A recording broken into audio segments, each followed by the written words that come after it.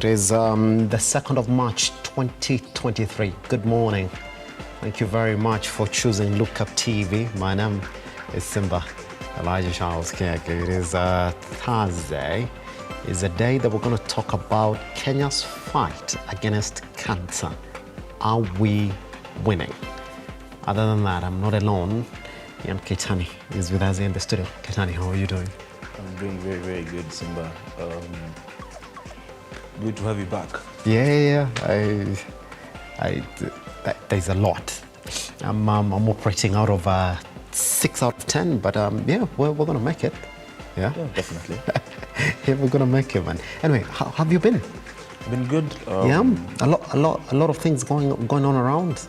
A lot of things have been happening and continue to happen. But I know you saw it, or but most interestingly is that locally more taxes have been introduced. Yep. That's the story even in the local dealers today. And in the region of the continent per se, you've seen how netizens, not only KOT, but Africans across social media platforms, especially on Twitter, taking a swipe at Nigerians after voting in Tinubu for winning the presidential election in Nigeria. And their Cameroonian counterparts, by the way, are now telling them you cannot laugh at us anymore because we know Paul Biya is quite old as well.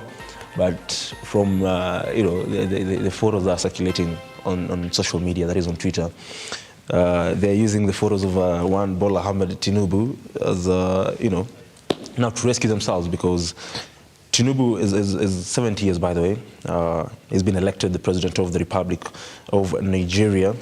It is worth noting that they went on the ballot on Saturday, and despite having 93 million plus registered voters, a little less than 26 million only turned up to vote, and then it really paints a picture of, do we as Africans really value or do we really pay much emphasis on elections? Because even here in the country, you'll find the number of registered voters and those who turn up to vote, there's a very huge gap. So it's something that maybe needs to be addressed. And one thing that I must say, INEC is on the spot, because opposition parties, by the way, are planning to go to court. They are disputing the election of one Bola Ahmed Tinubu. And even away from that as well, we also saw yesterday the Cabinet Secretary for Interior, one Kithure Kindiki, appearing before the Senate Committee on National Cohesion, and he was very confident, very confident, Simba, that the government will indeed win the fight against armed bandits, and of course terrorism in the northern parts of Rift Valley and of course Upper Eastern. So he continues. He also said that apart from the operation that it is going on in Turkana, Baringo, and the larger parts of North Rift region, he said that the government is planning to launch in like 21 days. The government is planning to launch the same operation in the counties of Isiolo and Marsabit. So a lot is really happening in the country, Simba. Yes. Other than that, we're going to talk into this as well, and it's been trending for quite some time. If the Nigerian president is 70, that is Bola Tinubu, does it mean that Baba the Sixth is still alive? Baba still has a chance. Baba has a chance. Yeah? It's never too late. It's never too late, is it? You know how old Joe Biden is? Yep. So it's never too late. Yeah, it's never too late. Need to have, as citizens, cap the age for presidents. In this sense, Keitany, a 70-year-old teacher can never get employed. A 70-year-old, when we look at these other professions that have an age limit, do you think that we need to also say, well, if you're 70, Buana, go home and rest a bit? I think we need to review that, because yes, even if you look at the tenures of even the president of the Supreme Court, that is the Chief Justice, there is a age limit. When you get to a certain age, you cannot vice. So I think it is a conversation that we need to have, because if you're telling me I cannot teach when I'm past a certain age, then someone much more older can now come in and lead me government. Again. There's a gray area somewhere. Yeah. We need to talk about that. Anyway, we'll be right here with you throughout, all the way to 9:30 this morning. I'll be taking you straight to the newsroom, where we get to share what is taking center stage today.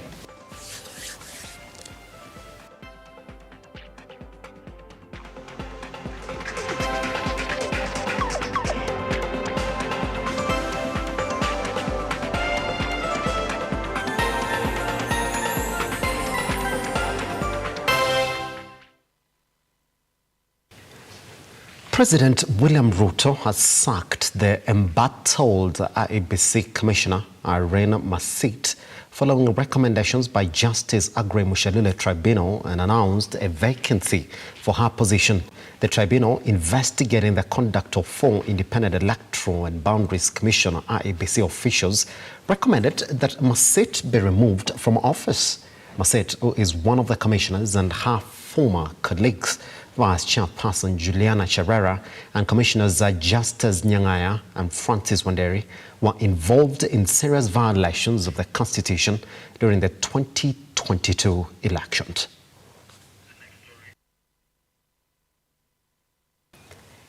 Interior Cabinet Secretary Kithure Kindiki has termed terrorism as a serious threat to national security. Appearing before the Senate National Cohesion and Human Rights Committee, the Interior CS said the counter-terrorism measures put up in the last 5 years are working, with several cases handled so far. Let's take a look. Exactly 2 weeks after KDF troops were deployed into the North Rift region in the battle against armed bandits, Interior and National Coordination CS Kithure Kindiki today appeared before the Senate Committee on National Cohesion in regards to matters fighting insecurity in the North Rift region. The last 120 days, I have travelled more than any of my predecessors has ever travelled out of Nairobi. Especially to places which were never visited. So I'm sorry to blow my own trumpets. Kindiki insisted that the government has made good progress in the ongoing security operation in parts of Rift Valley. This time round, we are not retreating. We won't retreat. We will populate that region with enough security deployments and stay there, develop the area and stay there for good, and make sure those areas become the solution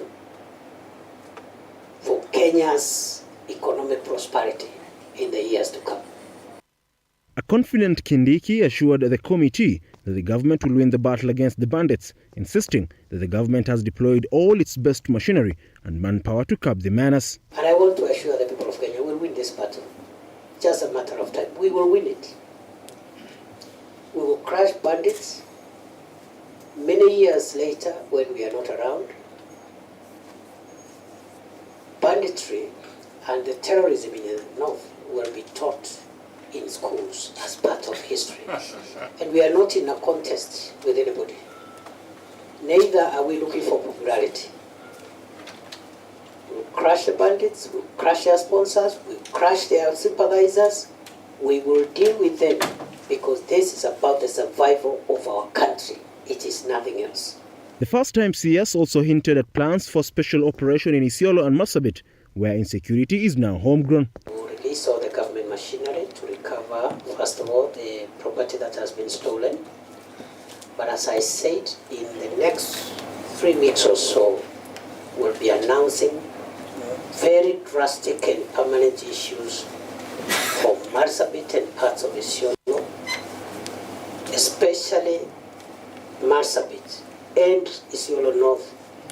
What is cooking there could generate genocidal activity in the future. It's about communities and communities trying to, finish each other. And that's very dangerous in a modern country. So This comes even as the fight against banditry in Turkana County continues, with County Commissioner assuring residents that the government will prioritize their safety. Hali ya usalama iko shwari barabara iko safi na shwari, wananchi wanaosafiri, mizigo na kila kitu inaweza kusafirishwa pasi na wasiwasi. Keitany, Look Up TV. Keitany with that story. Deputy President Rigathi Gachagua held a meeting with the small-scale traders in Nairobi at Harambee House Annex to discuss the challenges that impede their businesses. The meeting was attended by high-ranking government officials, including cabinet secretaries, the National Assembly Majority Leader, and heads of various agencies. During the meeting, the traders presented their grievances, which included matters taxation, standards, and immigration challenges. We want to build our relationships with all friendly countries. We want to grow trade. We want to increase the volume of trade.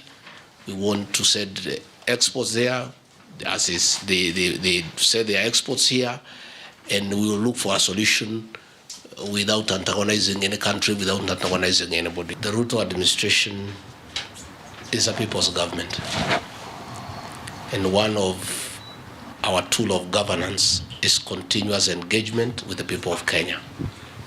And it's for that reason that I granted that audience, because we are people's government. That the Ruto administration will continue to listen to the people of Kenya. And you are welcome to all our offices. We have told our cabinet secretaries, our principal secretaries, to open the doors to the people of Kenya. We'll have time to listen to you all the time. And that is why we are here today, to listen to you. This is a listening government. It's a people's government. It's a government that respects the people. It's a government that listens to its people. It's a government that is willing to dialogue and engage with its citizens, because that is the right thing to do. That is why you are in this meeting. And you are welcome not just today. Even when we sort out your issues, they get better. Don't just come when there are problems. Come and say, no, Deputy President, our things now are okay. And you can invite me for a drink when things are better. Don't just come when there are problems. This is your office. Without you, I will not be here. Without you, President William Ruto will not be in State House. And that we know. When you look at the businesses, our direct, the jobs that we have created in this country, it's more than 1 million. And I even want to narrow down to Europe. When you look at the number of shops that we have in Kikomba, Kamukunji, Nyamakima, River Road, Kirinyaga Road, when you combine all that, on average, each shop has at least 3 employees. The Senate Assembly has begun debating a bill that will see the national debt ceiling raised to enable the government to borrow additional funds to address the budget deficit in the current financial year. In a bill proposed by Mandera Senator Ali Roba and seconded by Kakamega Senator Boni Khalwale, President Ruto's regime is ranking on the bill to run critical sectors of the economy. Now, the first reading of the bill saw lawmakers allied to Kenya Kwanza express their support as opposition members of parliament raised their reservations.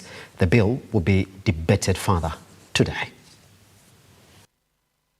I would like to urge Kenyans, and especially the opposition, or rather the minority side of the House, to take a bit of time and understand debt, to take a bit of time and think about debt. There's nothing wrong with debt. In fact, one thing I learned from my teacher, who taught me private practice at the School of Medicine at the University of Nairobi, is that you must borrow.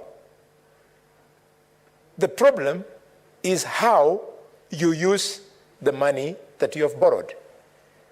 There's been a lot of hue and cry about raising, it is wrong to raise the ceiling on debt. There's nothing wrong.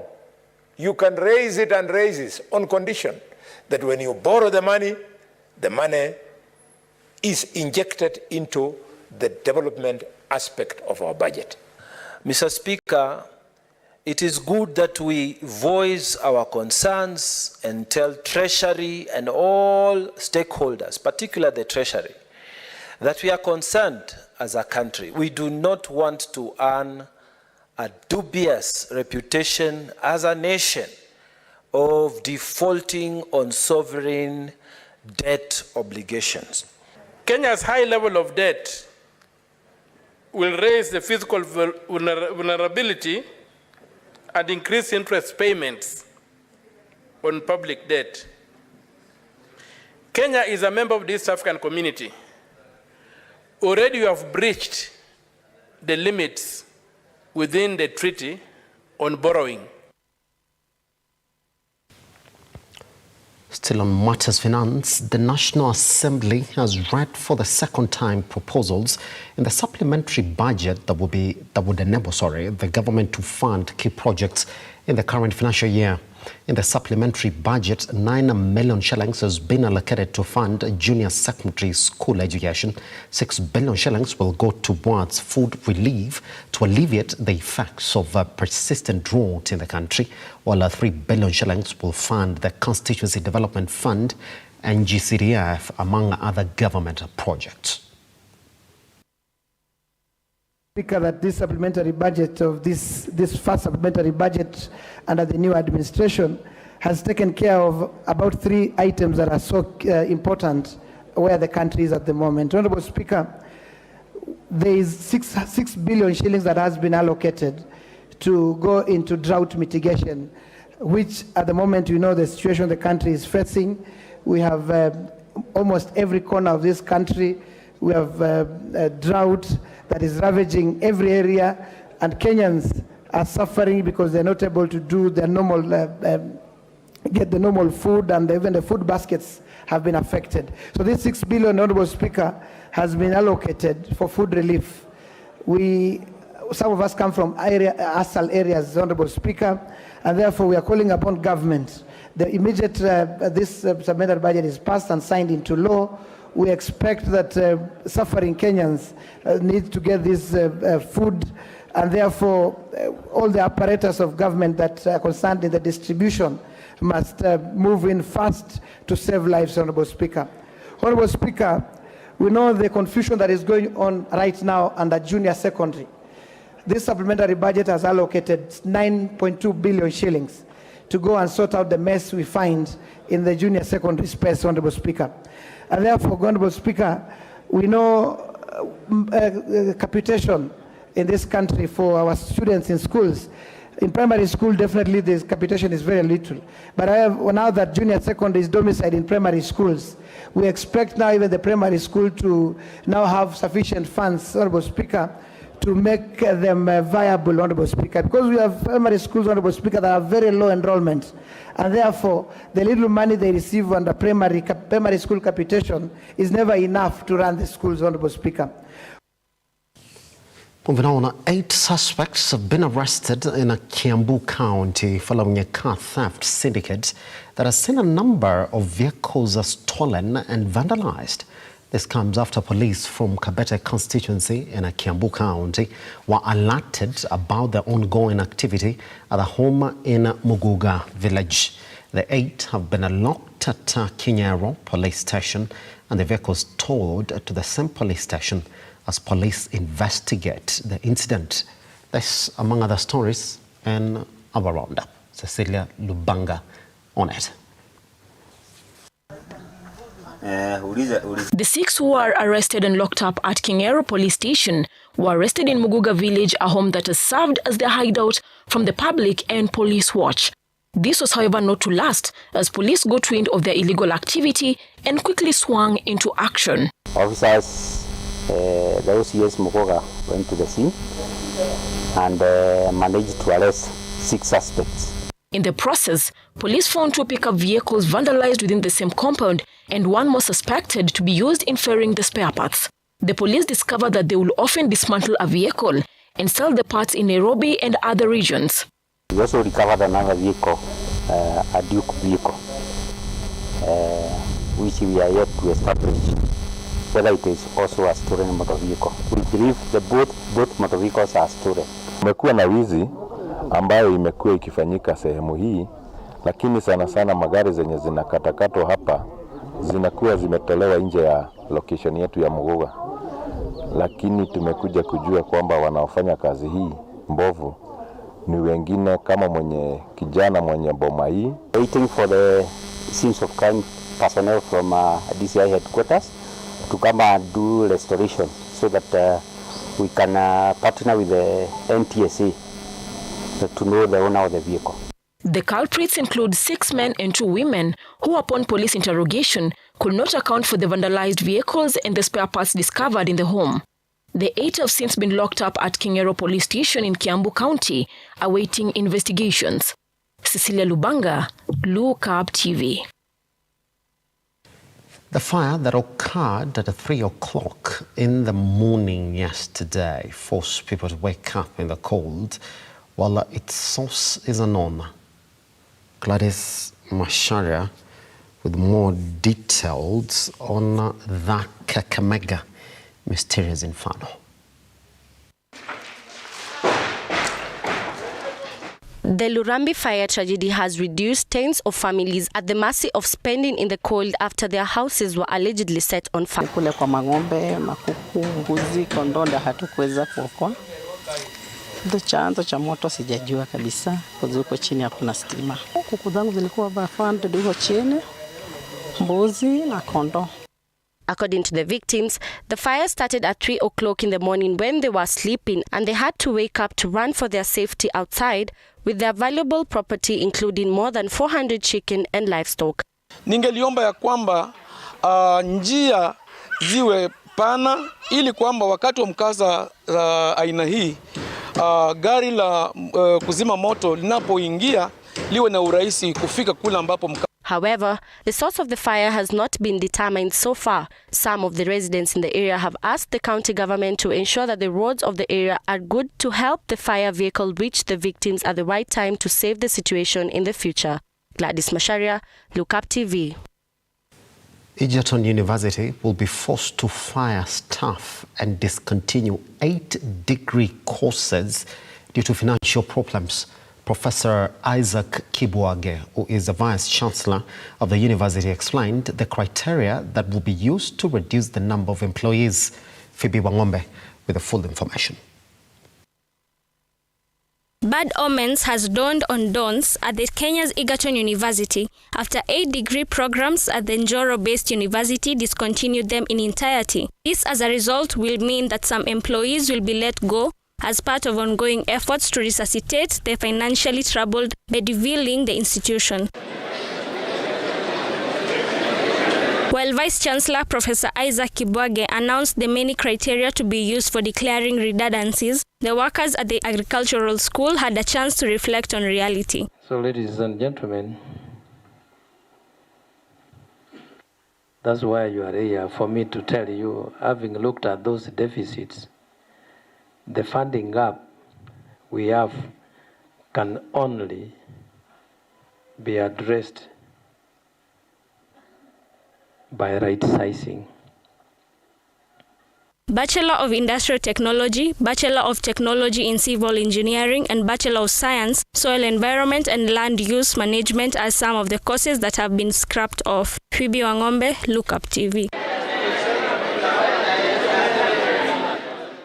Quite a sad state of affairs, and it's an agenda that the Kenya Kwanza government has been talking about, the plan to privatize majority of the state universities that they're saying are siphoning a lot of money from the national government. Now, this is a particular case, and the Egerton University has been in the headlines for quite some time now, in as much as the state of finance in that university is. Well, we'll take a tiny breather right here on the Morning Drift. Once we come back, Ian Keitany and I will be taking you straight to what is trending on your newspapers this morning.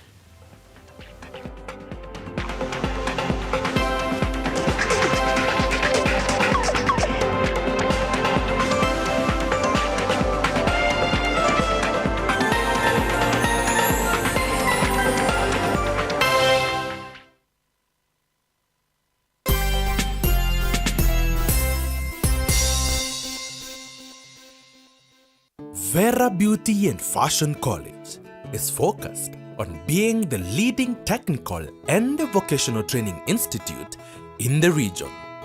Our team possesses in-depth knowledge and extensive experience in the industry, offering thorough training in cosmetology, hairdressing, interior design, creative arts, training of trainers, nail technology, and fashion design.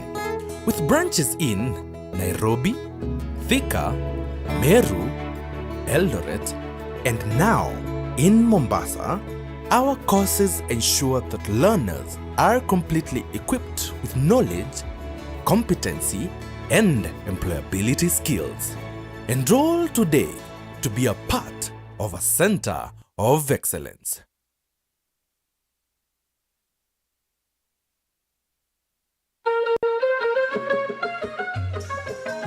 Utachagua sura au tabia unapotaka kumchumbia mwanamke? Anaweza kuwa mrembo lakini hana tabia. Naweza jifanya ndio hata kama hapa sitapata, nipate kwa tabia. Ukweli wa mambo ni kwamba wanaume wengi, hata wale ambao wanatutazama wakati huu, ni sura inawavutia mara ya kwanza. Ukiona mwanaume anasema ule dem ako poa, ule dem, hafikirii future na huyo dem. Huyo mwenye ako poa anapendeza, anakaa vizuri, wacha kutudanganya. Wajua waweza kuwa na tabia nzuri lakini ikabadilishwa na hali.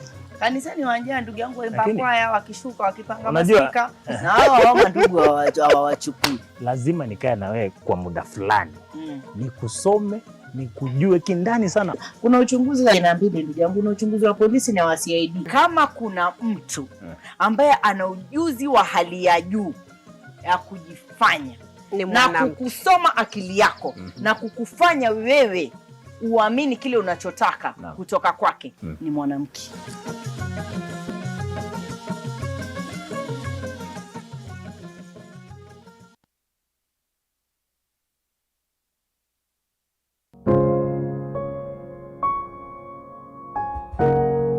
Welcome to the Golden Marriage Show. Somebody said when you see a man and a woman driving in a car and they are talking and smiling, no, that's not the wife.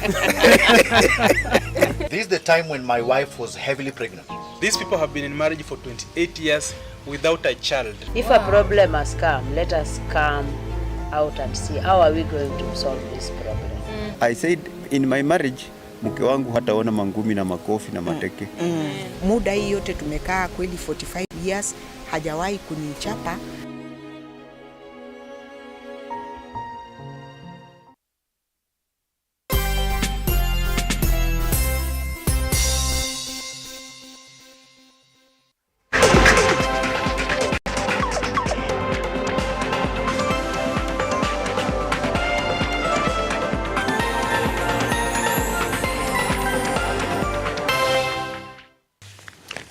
Well, we do have the newspapers this morning that are lacking on the back pages. The back pages should have read something beautiful this morning, but they did not. It looks like they were sleeping. I don't know, Keitany, whether the Standard has something talking about the league leaders. Talking about what? Talking about Arsenal winning? No, about the league leaders. I mean, they don't have it, yeah? It's more than normal for a team to score, 3+ goals against a team that is in the relegation zone. So it's not news. That's not news. It will never so be news. The question was they don't have it.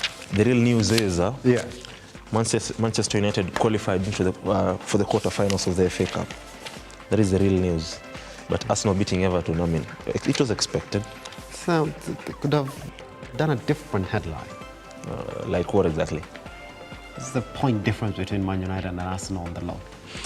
Wait until the next time you guys lose, and then I'll call the editor. Do you know what the headline would be? This is the headline I'd propose. You guys call yourselves the Gunners, right? Yeah. The next time you drop points, the headline should be "The Gunners gunned down." With their own guns? I mean, that's the only time it will be. But your guns, that's the only time it will be creative. They don't have bullets. They've never had bullets for 20 years, so.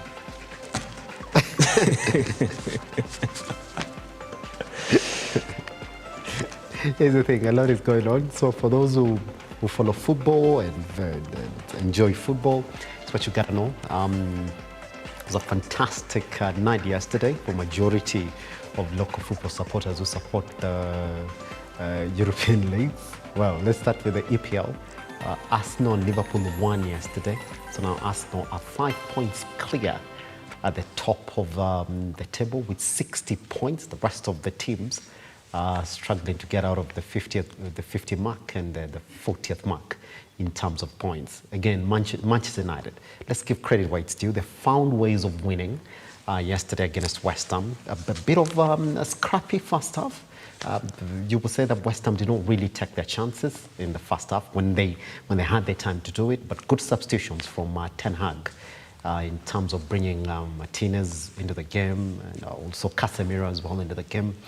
Turned it around. Man United really went to win 3-1 against West Ham. It was a comeback of sorts, meaning that Man United have now qualified again. They're really progressing well in the cup competitions. Now, the second one they're eyeing after winning Carabao Cup just the other day. So congratulations to them. Liverpool as well, seemingly with the returning of Diogo Jota and Van Dijk. It looks as if they're quite stable now. You can see they're getting results. Probably what happened last weekend, they can start forgetting and rack in some points, you know, because the teams are there, they're fighting for that position. There are 4 teams currently, actually 5 teams. There's Brighton, there's Man United, there's Liverpool. Hold on, you know what I'm saying is true. There's Brighton, there's Man United, there's Tottenham, there's Brighton and Liverpool as well. Well, despite what Man United said, that they're going to win the league. I don't know if they're going to win it when Arsenal is 11 points away from where they are. Anyway, Keitany, it's true. You're closer to Tottenham and Newcastle than you are to Arsenal. So this thing about saying, oh, we're going to win the league, stop it, please. It doesn't make sense. Anyway, let's talk about the newspapers this morning. And we do have the Standard. Can you open us up to the headlines on the Standard? Ulianza tu vizuri. Ulianza na roho ukamalizia na mwili. Anyway, on the Standard today, it's sad to say, but the headline says, more tax paying as goods prices shoot up again. And Simba, it's tough times for, should I say, booze lovers, but not only, it's you know, it cuts across the board, but more so booze lovers, because they say already, reeling under effects of high cost of living, Kenyans will have to dig even deeper into their pockets as prices rise with the implementation of the new tax measures on, among others, beer, soft drinks, and beauty products. Hapo kwa beauty products, kumekuwa na debate for a long time, but okay.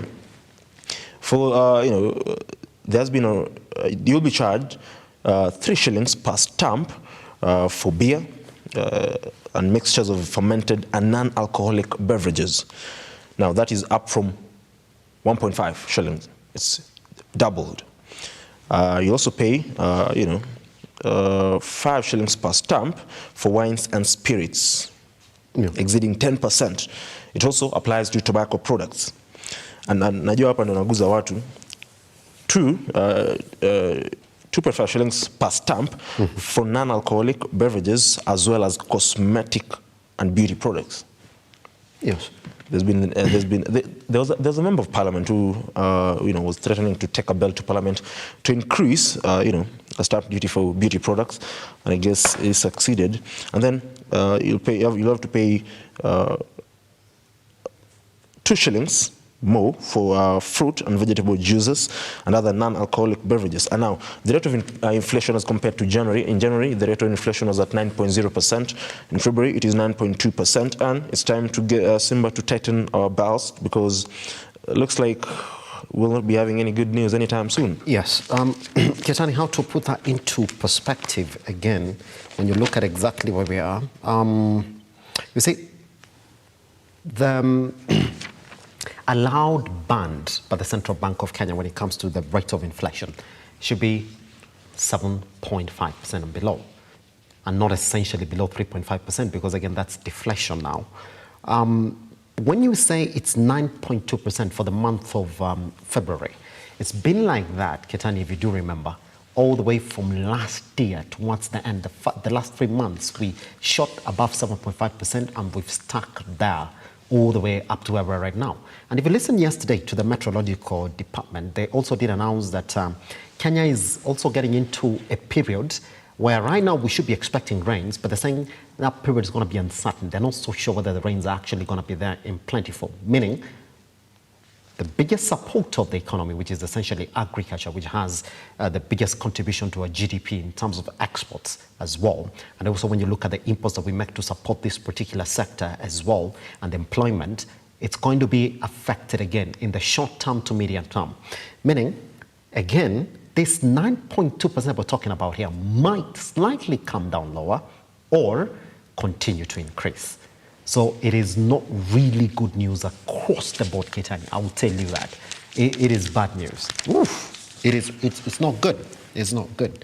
And that story has been covered on page 4 of the Standard, isn't it? And you know, yet again, and the CS is on the front page, there is a CS Ndugunandungi. Looks like he meant every word that I said when he said, tighten your seatbelts, because 2023 is about to hit you even harder. And of course, tough times ahead. Now, away from that, we all know that UDA made changes in its organs, and Cleophas Malala was appointed the Secretary General. Now, just like Jubilee Party did in 2017, was it even in 2013? There were a collusion of parties, yes, but they ended up folding all the smaller parties into one political outfit. That was the Jubilee Party. And now, Cleophas Malala, and it's clearly stated here, Malala's uphill task of convincing 16 affiliate parties to fold into a single party juggernaut ahead of the 2027 polls. And we all know that has been something in the head of the head of state for some time, because we all know, in as much as they are all affiliate parties in the Kenya Kwanza administration, UDA is, the biggest of them all. But, the biggest question now is, can the likes of ANC and Ford Kenya accept to, wrap things up and, be part of the UDA party? I really don't think that is going to happen. And then more so, you ask yourself, because Cleophas Malala was from the ANC. He's one of the close allies of Musalia Mudavadi, the party leader, and now he's the Secretary General of the UDA party, the United Democratic Alliance. Do you think the president and his party will, succeed in trying to fold all the other affiliate parties and make them join the UDA party? I think it's a long way, Keitany, but what we've seen so far around this one is that the president is quite, I would say, is a man who really schemes a lot. And we saw exactly what happened towards the, immediately after the general election, when we realized that some parties were even affiliates to UDA party, which essentially moved away from what we thought was the Kenya Kwanza, was the Azimio coalition. And if you look at the indications right now, it looks as if everything is just a telltale sign that indeed that's where it wants to move toward. Well, it's going to be a tough task for the new appointees who are heading that particular party, and I think towards the election again, Tanya, I will tell you, the powers be, and we've seen exactly how political factions in the country are formed. You want to align to the ruling party. That's exactly how it has been. We normally have this phrase like, when you go in, you clear your 10 years, you go out. That's exactly how it is in the country.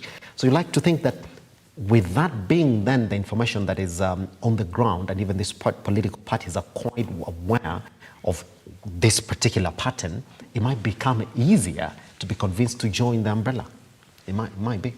But it certainly will not be that easy, Simba, to convince the likes of ANC and Ford Kenya.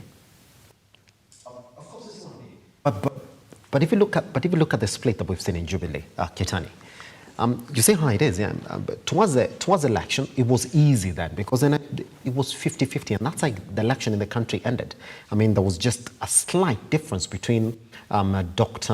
Ruto and Raila Amolo Odinga. There was 1,000, which essentially, it was not easy for you to split Jubilee then towards the election. That's why you find that, well, there was this split of where to go to even among the leaders in Jubilee. But now, immediately after the elections, Keitany, when it was clear that the Azimio coalition really was not going to have anything in the running of this government, you saw the split immediately. And it was a bit easy for these shifts to occur. If the promise is going to be a continuity of leadership, a continuity of positions, Keitany, don't you think then that it's going to be easy to defect to the ruling party if you essentially want to continue being in power? Case in point, do you think that the likes of Jalango now would step again under ODM if it's going to be a thing in 2027? Maybe, but for you know, it's what I'm trying to picture here is if ANC fold and you know, Ford Kenya. Now it means the UDA will be having the president as the party leader, his deputy as the deputy party leader. What happens to Mudavadi and Wetangula and the rest? They'll just be party members? Good question. It will be a difficult task. Obi. But you know what they say? Kishaambiwa bwana kuja kula hapa. I don't think it's... If you look, Keitany, if you look at the likes of Musalia Mudavadi, Wetangula, and the likes of Mutua, who've worked through and through with Raila Amolo Odinga, you would think, would you that shift they meant? Don't you think it was as easy as ABC? Not really. It was easy. I can give you a position if you come join me. I tend not to think so because, but even, you see, all these guys are students of Raila Odinga, from the president himself. William Ruto, he was in ODM, he was the Pentagon. You remember the Pentagon? Yeah. William Ruto, Mudavadi, Balala, Kalonzo. There was it Nyaga? Yeah. Yeah. So, but if William Ruto succeeds in convincing all these affiliate parties, the 16 affiliate parties, to fold up and join the UDA party, then definitely I'll call him they say he's a political genius, and he's a very brilliant man, but it'll be the next, a very good student of the late former president Daniel Moi, because he seems to be getting everything right in terms of strategy, when it comes to running. Exactly. Yes. So we'll give him that, but if indeed he manages to do that, then hands down, he will be one of the smartest politicians in the country. But away from politics, Kindiki yesterday, like I said, appeared before the Senate Committee on National Cohesion, and interestingly, and I'm really, really happy this is what he said, because I've been saying this for some time now. Echoed my sentiments and said, it's not about cattle rustling anymore. This is terrorism. And these guys will be dealt with accordingly. He clearly indicated that the government has deployed its total machinery to fight bandits in the northern region. And they said they will not relent. The officers will not pull out of that region, whether there is peace or not. They will stay there and ensure that they also engage in development projects in the region. And this comes in the wake of, it's a week, no, 2 weeks. It's 14 days ever since the KDF are deployed to that particular region. There was a debate about whether they did it in the right manner. But for the 2 weeks they've been there, in as much as, they're random killings, but the killings have, especially happened in Isiolo County in Marsabit. That is why the CS, you'd understand why the CS is now saying they will shift focus to, Isiolo and Marsabit. They will start similar operations. But in the Rift Valley region, in Turkana, Baringo, Elgeyo Marakwet, West Pokot, looks like, the bandits have sort of, retreated, taken a backseat, because we've not had attacks in the recent past, in the past week or so, from those particular regions. And then if it indeed is true that the soldiers will stay in that region, whether there'll be peace or not, to me, I'd say that is a very, very good move, Simba. There's the conversation of whether the government then would continue their efforts like they have done in the past couple days, Keitany, because whatever they've done, number one, we haven't seen a successful disarmament exercise. Because if you're going to stop these attacks, one thing that you have to do, number one, is stop the disarmament, the collection of weapons that enable continue the activities. And number two, just go down and find the root cause of this problem. You see, there's a difference between, and this is what I was listening to some members of parliament also talk about it yesterday, when Keitany and Kindiki appeared before that committee, that there's a difference between cooling down the fire, all right, and completely destroying the source of that fire. Have we just poured water and the smoke is right there? The smoke is that, number one, Keitany, we haven't seen a lot of disarmament exercise really go down to how the government wanted it to. Because right now, the only thing we've got is that, yes, they are scared because there's a lot of KDF presence now. There's a lot of security presence in these regions that are hotspots. But for how long will the government sustain it? That's the question. To the point that even you listen to Kindiki saying it's actually not now insecurity anymore. It is terrorism, where some bandits take over an entire primary school, Keitany, and they say class 8 classroom is going to be the sitting room, standard 5 is going to be the bedroom of the first wife, it's going to be the house of the first wife, class 6 is going to be the house of the second wife. That's how bad it is. He looked at it and said, this is terrorism, it's not insecurity, and we got to stop that. So it's about how sustained these efforts are going to be. Because right now we can applaud it and say, well, that's a good reaction, but have we gone down to the root cause of this problem? Because the studies that are done around insecurity do not really support police action as the final solution to them. What we've seen is a lot of police action, but then have we gone down then to understand exactly how we can stop this particular vice within the country? I guess just before we jump to the Daily Nation, I think when Kindiki said the officers will stay there regardless of the situation, to be specific, by the way, the disarmament situation, I don't think it will be that easy, and the government will succeed in terms of, ensuring that all the armory and, weapons are surrendered. Yes. But if the presence of the KDF officers has, sort of scared these bandits and, they've retreated, as Kindiki's, sentiments, if, his sentiments is, anything to go by, it now means the question should be, for how long will these bandits be scared of these officers? Because if they'll stay there until God knows when, for how long will they be scared? Will they at some point decide, tumejificha sana, wacha tukuje tupigane sasa, we take them head on? That should be the biggest question. It's going to be, isn't it? Well, just to follow on this issue, let's then jump into the Daily Nation this morning. There's just a lot of stories that have been highlighted right here on this particular paper. But the biggest headline is how now the parents can breathe easy, all right? As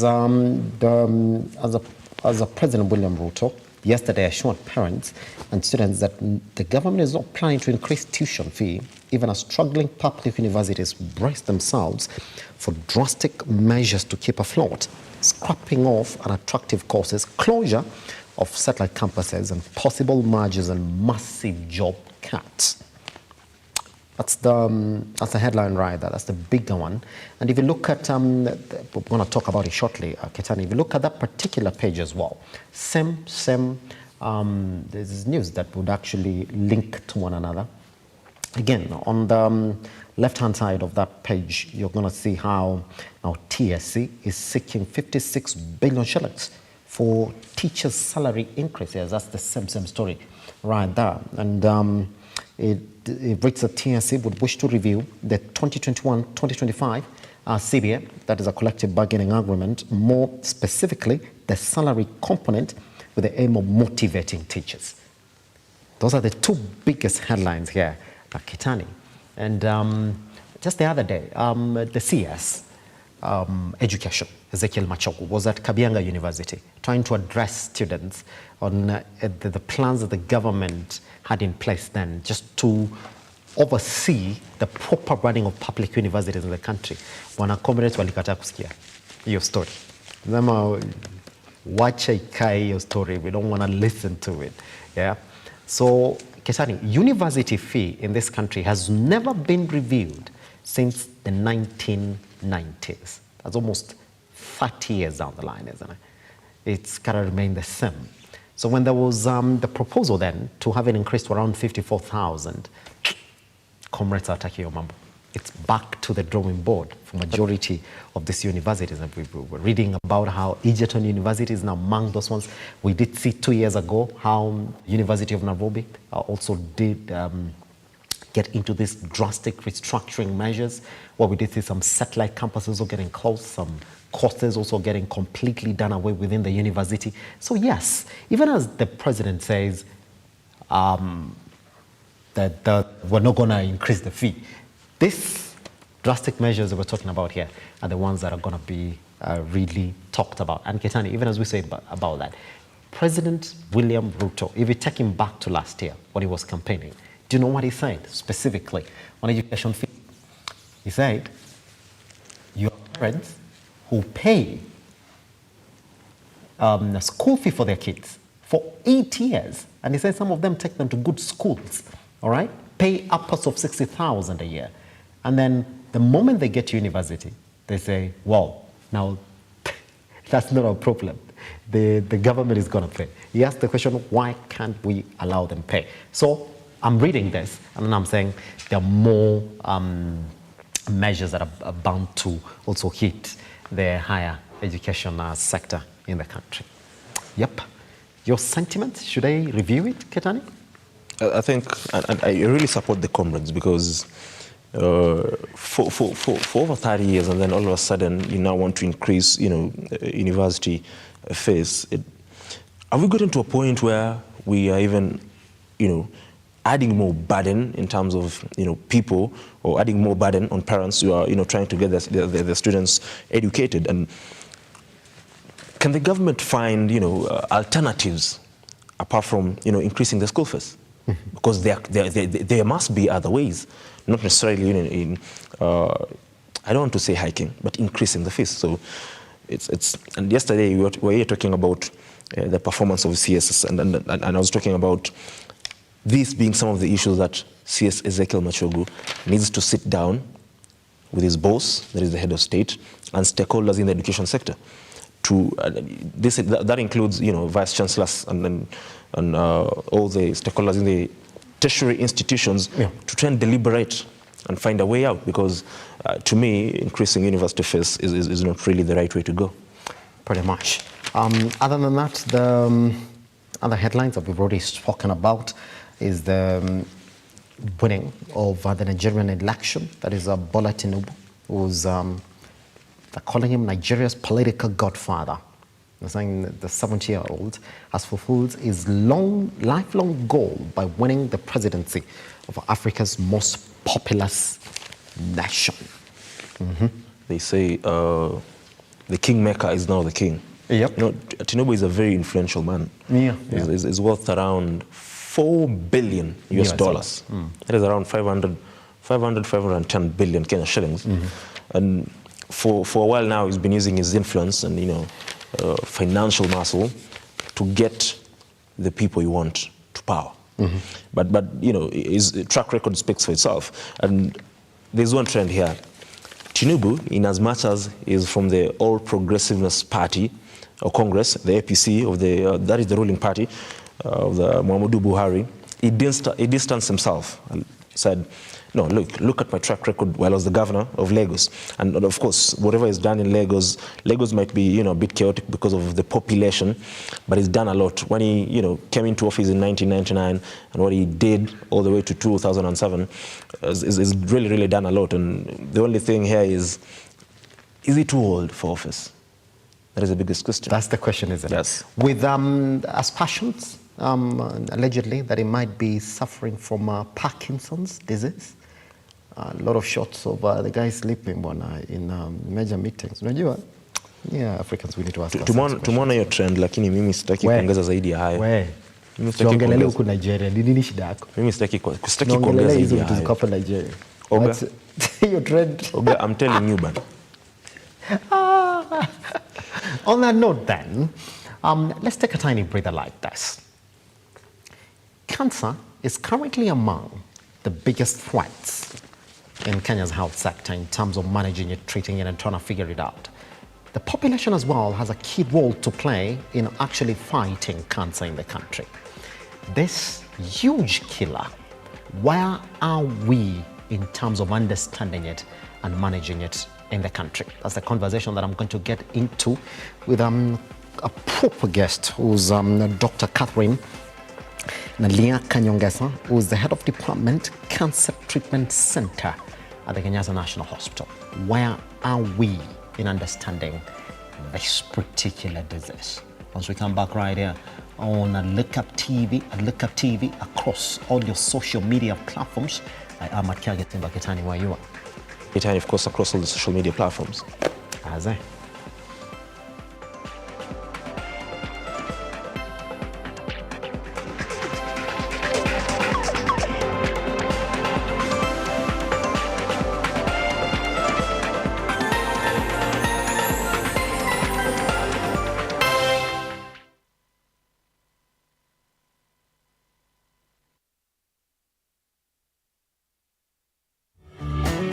Beautiful, wonderful, glorious. We are having the show that we share